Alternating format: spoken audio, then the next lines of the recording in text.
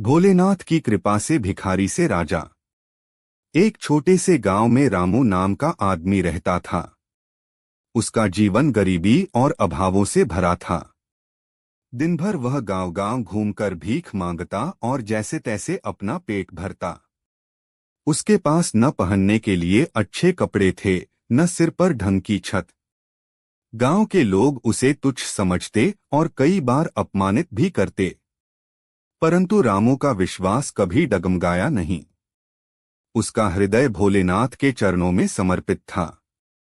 रामू का नियम था कि चाहे भूखा रहना पड़े, वह हर सुबह और शाम मंदिर के बाहर बैठकर नमः शिवाय का जाप जरूर करता। लोग उस पर हंसते थे और कहते, भजन पूजा से क्या पेट भरता है। लेकिन रामू शांत स्वर में कहता, मेरे भोलेनाथ सब देख रहे हैं, एक दिन वही मेरी किस्मत बदलेंगे।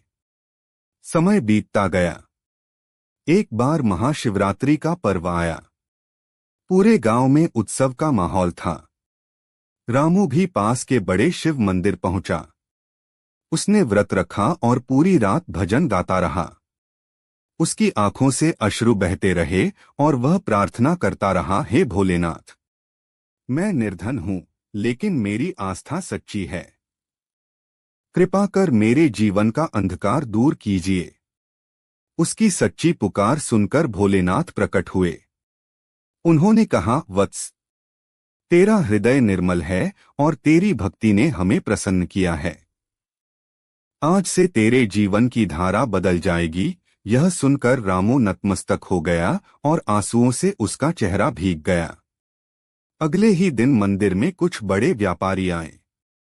उन्होंने रामू की सेवा भावना और सच्चाई देखी। वे उसकी सरलता से प्रभावित हुए और उसे अपने व्यापार में भागीदार बना लिया। रामू ने पूरी ईमानदारी और मेहनत से काम किया। धीरे धीरे व्यापार बढ़ता गया और कुछ ही वर्षों में वही भिखारी गांव का सबसे अमीर और सम्मानित व्यक्ति बन गया। लोग उसे सम्मान से राजा रामू कहने लगे। लेकिन रामू ने कभी अभिमान नहीं किया। उसने गरीबों के लिए अन्न क्षेत्र बनवाया, अनगिनत जरूरतमंदों की मदद की और भोलेनाथ का एक भव्य मंदिर भी निर्मित कराया। उसके जीवन की यह अद्भुत गाथा सुनकर लोग कहते, सच्चे मन से की गई भक्ति का फल अवश्य मिलता है। भोलेनाथ अपने भक्तों को कभी खाली हाथ नहीं लौटाते। सीख, यदि विश्वास अटूट हो और भक्ति सच्ची हो तो भोलेनाथ भिखारी को भी राजा बना सकते हैं।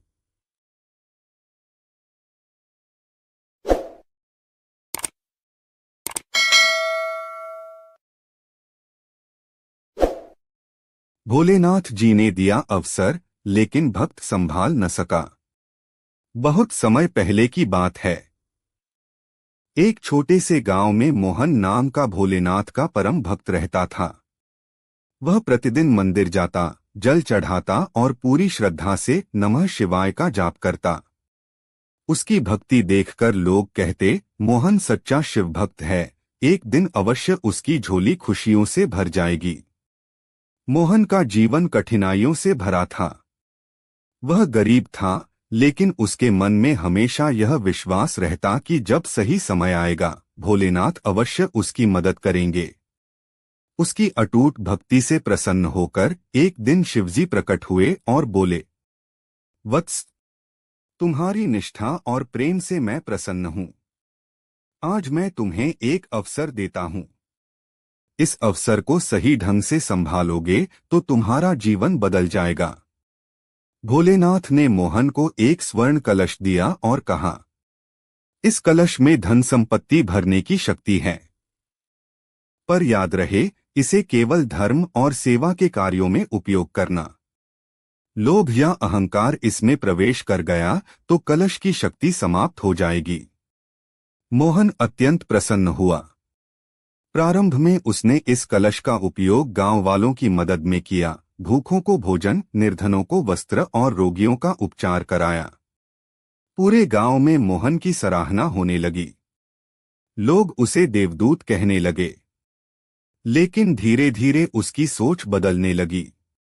उसने सोचा, जब मेरे पास इतनी शक्ति है तो मैं क्यों साधारण जीवन जीऊं। मुझे महल में रहना चाहिए, सोने चांदी का वैभव पाना चाहिए। उसका मन सेवा से हटकर भोगविलास की ओर जाने लगा। उसने कलश से निकलने वाले धन का उपयोग अपनी इच्छाएं पूरी करने में करना शुरू कर दिया। जैसे ही उसने लोभ के वश होकर धन का दुरुपयोग किया, कलश की शक्ति क्षीण हो गई और अंततः वह एक साधारण मिट्टी का बर्तन बनकर रह गया। शिवजी पुनः प्रकट हुए और गंभीर स्वर में बोले, वत्स, मैंने तुझे अवसर दिया था ताकि तू दूसरों के जीवन में प्रकाश फैला सके, परंतु तूने इसे स्वार्थ और लोभ में खो दिया। याद रखो, भक्ति का अर्थ केवल पूजा पाठ नहीं, बल्कि संयम और सेवा है। जिसने अवसर का दुरुपयोग किया, वह जीवन भर पछताता है। मोहन की आंखों में आंसू आ गए। उसने शिवजी से क्षमा मांगी और प्रण लिया कि अब जीवन भर निस्वार्थ सेवा करेगा। यद्यपि कलश की शक्ति वापस नहीं मिली, लेकिन मोहन का मन शुद्ध हो गया और उसने बाकी जीवन भक्ति और सेवा में बिताया। झूठा लड़का और भोलेनाथ की भक्ति। बहुत समय पहले की बात है। एक छोटे से गांव में अमन नाम का लड़का रहता था। अमन देखने में तो होशियार था, लेकिन उसकी एक बहुत बुरी आदत थी, वह हर बात पर झूठ बोलता था। कभी स्कूल न जाने का बहाना बनाता, तो कभी घर का काम टालने के लिए झूठ बोल देता। यहाँ तक कि दोस्तों से भी खेलते समय धोखा कर जाता। धीरे धीरे गांव के लोग उसे झूठा लड़का कहकर पुकारने लगे।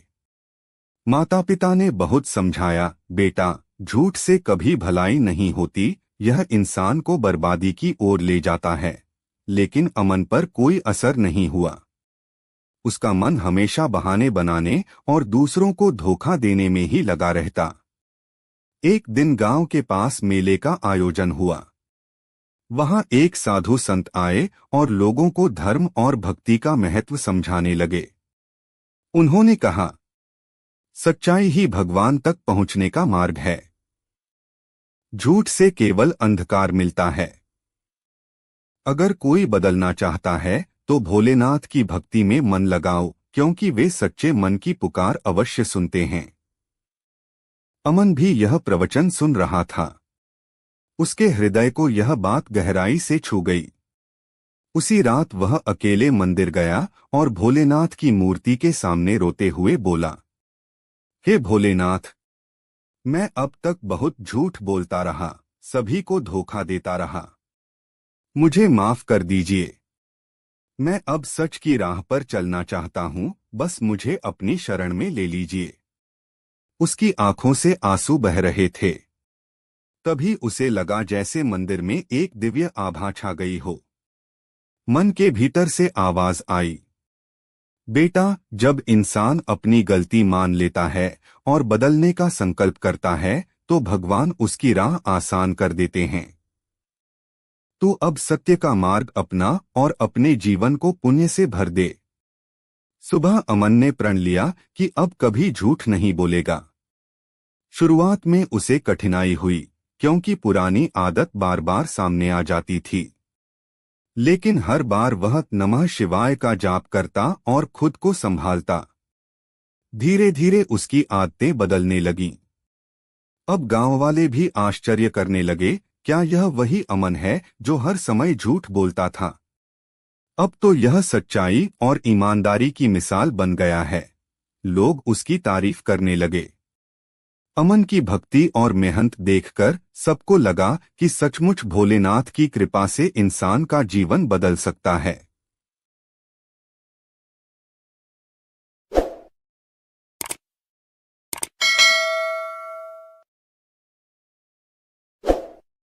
मां चिंतपूर्णी की कृपा से आरटी काश बना सितारा।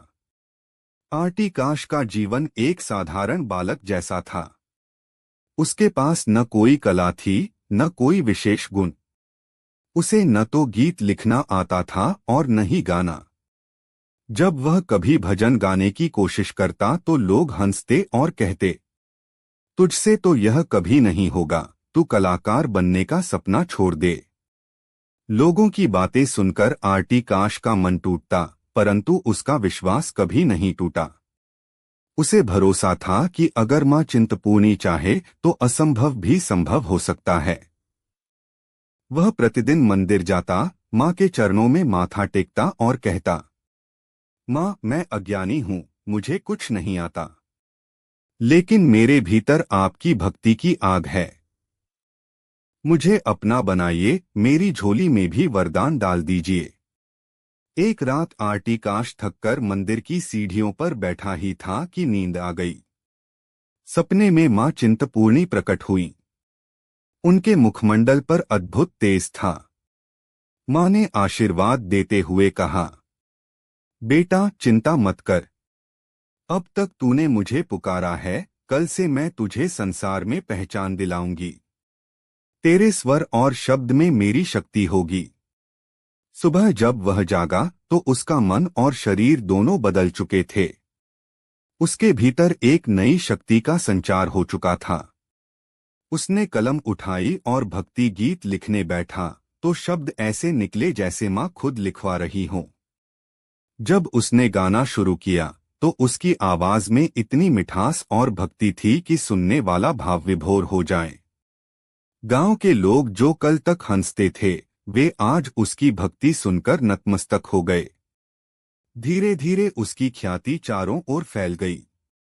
मंदिरों, मेलों और भजन संध्याओं में लोग उसे बुलाने लगे। उसकी आवाज से वातावरण गूंजने लगता और लोग कहते, यह तो मां चिंतपूर्णी की कृपा का प्रत्यक्ष प्रमाण है। आरटी काश कभी घमंड नहीं करता। वह हमेशा कहता, यह मेरी कला नहीं, यह मां की करुणा है। मुझे न गीत लिखना आता था, न गाना। मां चिंतपूर्णी ने ही मेरी झोली में यह वरदान डाला। आज लोग मुझे सितारा कहते हैं तो यह सब उनकी कृपा से संभव हुआ है। इस प्रकार एक साधारण और अज्ञान लड़के को मां चिंतपूर्णी ने मात्र एक रात में ऐसा वरदान दिया कि अगली सुबह से ही वह भक्ति का सितारा बन गया। उसकी आवाज और गीतों में मां की महिमा आज भी गूंजती है और भक्तों के दिलों को छू जाती है।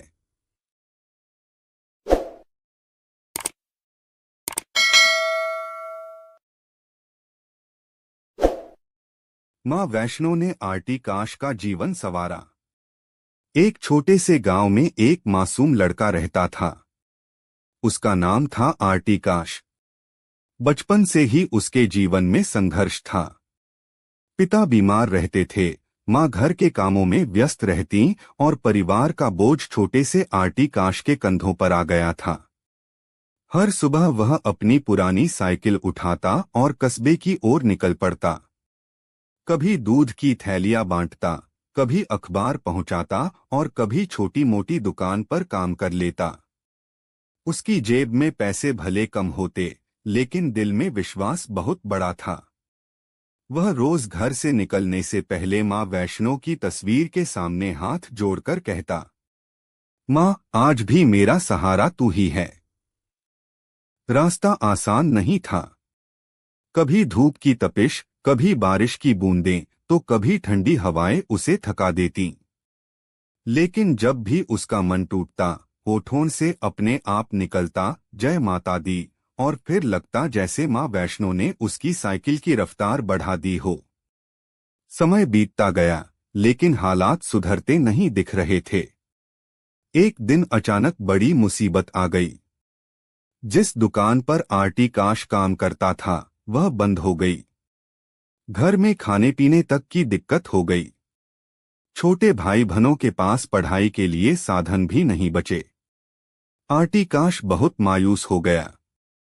उसने सोचा अब क्या होगा, और अपनी साइकिल पर बैठकर सीधा मां वैष्णो के मंदिर पहुंच गया। मंदिर की सीढ़ियों पर बैठकर उसने रोते हुए कहा, मां मैं थक गया हूं, अब मेरी नैया तू ही पार लगा सकती है। मां वैष्णो कभी अपने भक्त को निराश नहीं करती। मंदिर से लौटते समय उसकी मुलाकात एक बड़े व्यापारी से हुई। व्यापारी को अपने गोदाम के लिए मेहनती और ईमानदार लड़के की तलाश थी। उसने आरटी काश से बातचीत की और उसकी सच्चाई देखकर तुरंत काम पर रख लिया। अब हर सुबह वही पुरानी साइकिल उसे गोदाम तक ले जाती, लेकिन इस बार उसके पैरों में थकान नहीं बल्कि उम्मीद की ताकत होती। धीरे धीरे व्यापारी ने उसकी मेहनत देखकर तनख्वाह बढ़ाई। घर में रौनक लौट आई। माँ बाप के चेहरे पर मुस्कान आई और छोटे भाई बहन पढ़ाई करने लगे। हर शाम जब आरती काश मंदिर जाता तो उसका दिल भक्ति गीत गाता। जय मां वैष्णो, संकट हर लो, तेरे नाम से सब पार हो। साइकिल वाले बेटे का जीवन संवारा, तेरी दया से दुखड़ा टल गया सारा।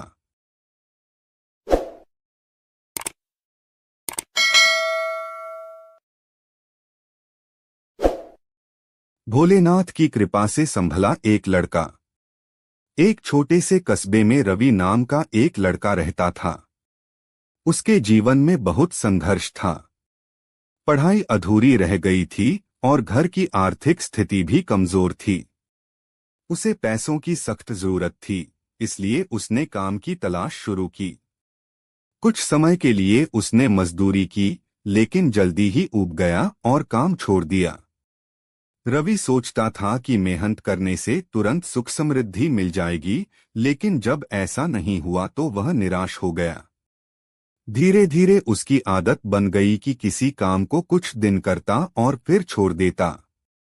परिणाम यह हुआ कि घर की हालत और बिगड़ने लगी। कई बार तो ऐसे दिन भी आए कि उसके पास खाने तक के पैसे नहीं बचे। भूख और बेबसी ने उसे अंदर तक तोड़ दिया। लोग भी उसे ताने देने लगे, यह लड़का कभी स्थिर नहीं होगा, इसका भविष्य अंधकारमय है। इन्हीं हालातों में एक दिन रवि बहुत दुखी होकर मंदिर पहुंचा।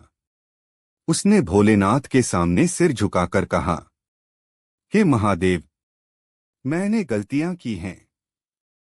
काम को हल्के में लिया, मेहनत को बोझ समझा। अब मैं थक चुका हूं, कृपया मुझे सही राह दिखाइए। उस रात रवि को सपना आया। उसने देखा कि भोलेनाथ ने उसे आशीर्वाद देते हुए कहा, बेटा, सच्ची सफलता धैर्य और परिश्रम से मिलती है। जो कर्म से भागता है उसे कभी सुख नहीं मिलता। आज से हर काम पूरी श्रद्धा और लगन से करना, परिणाम अवश्य मिलेगा। सुबह उठकर रवि का मनोबल बदल चुका था। उसने ठान लिया कि चाहे कितनी भी कठिनाई क्यों न आए, अब वह काम से पीछे नहीं हटेगा। वह फिर से मजदूरी करने लगा, लेकिन इस बार पूरी निष्ठा और जिम्मेदारी से। धीरे धीरे उसकी पहचान मेहनती और ईमानदार इंसान के रूप में बनने लगी। जहां लोग पहले उसे तुच्छ समझते थे, वहीं अब सम्मान देने लगे। कुछ सालों की मेहनत के बाद रवि ने अपना छोटा सा व्यापार शुरू किया। उसकी लगन और ईमानदारी से व्यापार फलता फूलता गया। वह गरीबों की मदद भी करने लगा, क्योंकि उसने खुद भूख और तंगहाली देखी थी। रवि हमेशा कहता, अगर भोलेनाथ ने उस समय मेरा हाथ न पकड़ा होता तो मैं शायद जीवन भर भटकता रहता। असली पूंजी मेहनत और धैर्य है, और जब उस पर महादेव की कृपा हो तो जीवन बदलना निश्चित है। इस तरह एक भटके हुए लड़के को भोलेनाथ ने सही राह दिखाई और उसका जीवन संवर गया।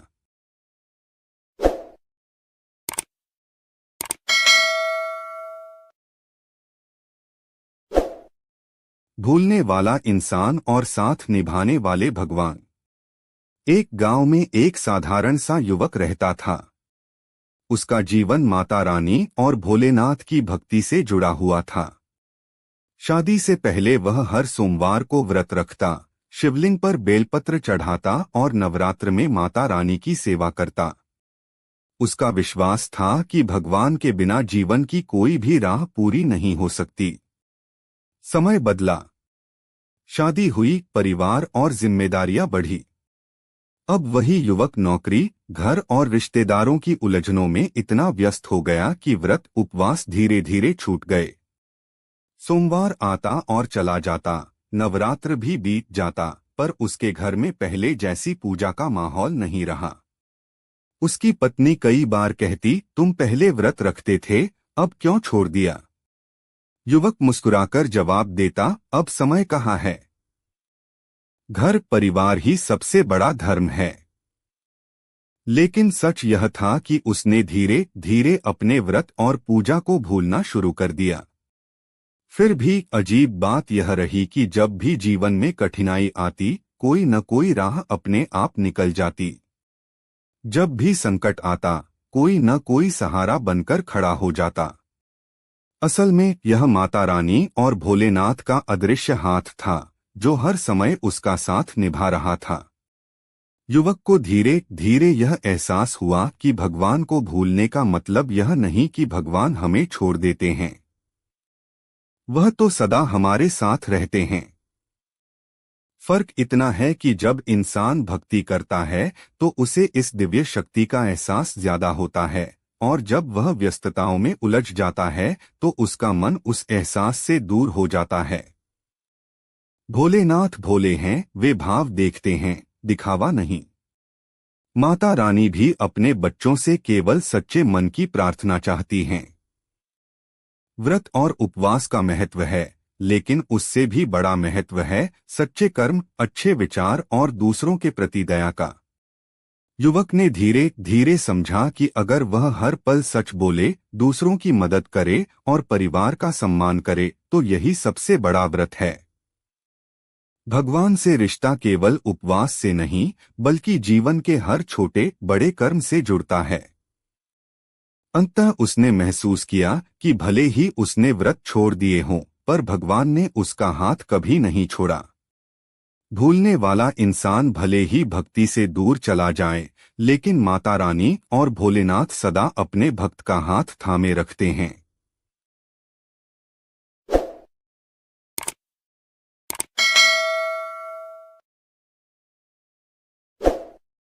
यमराज महाराज और कर्मों का लेखा। हिंदू धर्म में यमराज महाराज को मृत्यु का देवता और धर्मराज कहा गया है। उनका कार्य केवल आत्मा को शरीर से अलग करना नहीं है, बल्कि उसके पूरे जीवन के कर्मों का न्याय करना भी है। जब किसी प्राणी की मृत्यु होती है तो यमदूत उस आत्मा को यमलोक ले जाते हैं। वहां एक दिव्य दरबार लगता है जिसमें यमराज सिंहासन पर विराजमान होते हैं और चित्रगुप्त जी उस आत्मा के पूरे जीवन का लेखा प्रस्तुत करते हैं। चित्रगुप्त जी का कार्य। चित्रगुप्त जी को यमराज का सचिव माना जाता है। वे हर जीव के जन्म से मृत्यु तक किए गए छोटे बड़े सभी कर्मों को लिखते हैं। उनके पास एक दिव्य ग्रंथ होता है जिसे अक्षय पत्र या लेखापत्र कहा जाता है। इसमें केवल बाहरी कर्म ही नहीं, बल्कि व्यक्ति के मन के विचार, इरादे और भावनाएं तक दर्ज होती हैं। पाप और पुण्य का हिसाब। जब आत्मा यमलोक पहुंचती है तो चित्रगुप्त जी उसके पाप और पुण्य का पूरा विवरण सुनाते हैं। यदि पुण्य कर्म अधिक हो, जैसे दान, सेवा, सत्य बोलना, जरूरतमंद की मदद करना, जीवों की रक्षा करना, तो आत्मा को स्वर्ग की प्राप्ति होती है। यदि पाप कर्म अधिक हो, जैसे झूठ बोलना, चोरी करना, अत्याचार करना, निर्दोष को कष्ट देना, लोभ करना, तो आत्मा को नरक में भेजा जाता है, जहां उसे अपने कर्मों का दंड भोगना पड़ता है। न्याय की निष्पक्षता। यमराज का न्याय बिल्कुल निष्पक्ष और सूक्ष्म होता है। यदि किसी ने भूखे को अन्न का एक दाना भी दिया हो तो उसका पुण्य दर्ज होता है। यदि किसी ने किसी को दुखी किया हो तो उसका पाप भी लिखा जाता है। यहाँ तक कि यदि किसी ने मन में गलत सोच भी रखी है तो उसका लेखा जोखा भी छुपता नहीं है। धर्मराज का स्वरूप। यमराज को धर्मराज कहा जाता है क्योंकि वे धर्म और न्याय के आधार पर ही निर्णय करते हैं। उनका दरबार ऐसा स्थान है जहां न छल चलता है और न पक्षपात। हर आत्मा को उसी का फल मिलता है जो उसने अपने जीवन में किया होता है। निष्कर्ष। इस प्रकार यमराज महाराज स्वयं सीधे लेखा नहीं लिखते, बल्कि चित्रगुप्त जी के द्वारा रखे गए पाप पुण्य के हिसाब को देखकर न्याय करते हैं। उनके निर्णय से आत्मा का आगे का मार्ग तय होता है, स्वर्ग, नरक या पुनर्जन्म। यह हमें सिखाता है कि हमें हमेशा अच्छे कर्म करने चाहिए, क्योंकि मृत्यु के बाद केवल हमारे कर्म ही साथ जाते हैं।